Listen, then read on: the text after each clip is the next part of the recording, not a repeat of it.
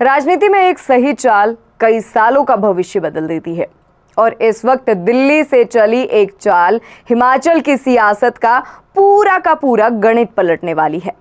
कहा जा रहा है कि मुख्यमंत्री सुखविंदर सिंह सुक्खू दिल्ली से कुछ लेकर लौटे हैं और अब धीरे धीरे साफ हो रहा है कि वो कुछ और नहीं बल्कि कांग्रेस संगठन का नया चेहरा लेकर लौटे हैं। नमस्कार, मैं हूं आपके साथ उर्मी ठाकुर और आप देख रहे हैं पॉइंट ऑफ हिमाचल। सरकार पर पहले ही सुक्खू की पकड़ मजबूत थी और अब उनका निशाना है पार्टी संगठन पर। मतलब सरकार के बाद अब पार्टी भी सुक्खू के इशारे पर चलेगी। दिल्ली की मीटिंग्स खत्म हो चुकी है, हाईकमान की मंजूरी लगभग तय है और बीच में आई एक लाइन ने आग में घी डाल दिया कि अगर पार्टी जिम्मेदारी दे तो मैं मंत्री पद छोड़ने को भी तैयार हूं। ये बयान किसी आम नेता का नहीं बल्कि सुक्खू के सबसे भरोसेमंद चेहरों में से एक शिक्षा मंत्री रोहित ठाकुर का था। और अब सवाल ये नहीं है कि हिमाचल कांग्रेस का नया अध्यक्ष कौन होगा, बल्कि सवाल ये है कि सुक्खू का ये दिल्ली वाला दांव कितना बड़ा गेम चेंजर साबित होगा। क्योंकि हिमाचल की सियासत में समीकरण सिर्फ बदले नहीं है जाते और इस वक्त हिमाचल में ये कला किसी के पास है तो वो है सीएम सुखविंदर सिंह सुक्खू। कभी सरकार बनाने के वक्त समीकरण सेट किए, फिर मंत्री परिषद में विरोधियों को किनारे किया और अब संगठन की कुर्सी पर नजर गड़ाए बैठे हैं। 11 महीने से हिमाचल कांग्रेस बिना संगठन के चल रही है। प्रदेश अध्यक्ष सिर्फ नाम के लिए प्रतिभा सिंह है, पर अब जब दिल्ली से संकेत दिए जा चुके हैं कि अक्टूबर में नई ताजपोशी होगी तो सियासी हलचलों ने रफ्तार पकड़ ली है। क्योंकि अब एंट्री होती है शिक्षा मंत्री रोहित ठाकुर की। हाईकमान की बैठकों के बीच उन्होंने एक ऐसा बयान दे दिया जिसने हिमाचल की राजनीति का रुख ही बदल दिया। उन्होंने कहा कि अगर पार्टी मुझे जिम्मेदारी देती है तो मैं मंत्री पद छोड़ने को तैयार हूं।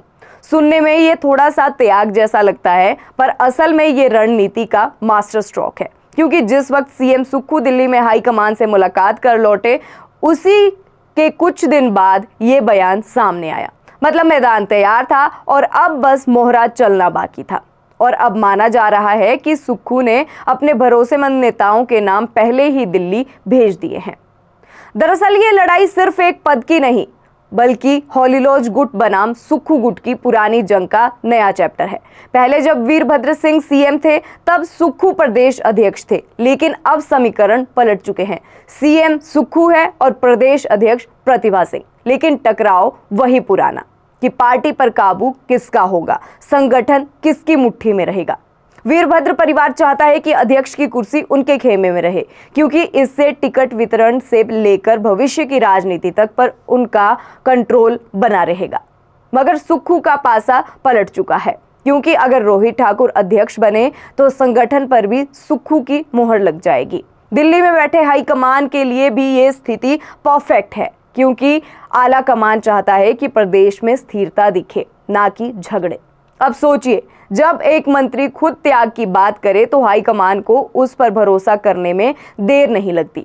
और यही तो सुक्खू की राजनीति की खूबी है। वो भिड़ते नहीं हैं, बस समीकरण बदल देते हैं। जहां विरोधी शोर मचाते हैं वो वहीं से चुपचाप चाल चला देते हैं और जब तक विरोधी समझे खेल उनके ही खिलाफ पलट चुका होता है। अब सभी नजरें जो है वो 13 अक्टूबर के फैसले पर टिकी है।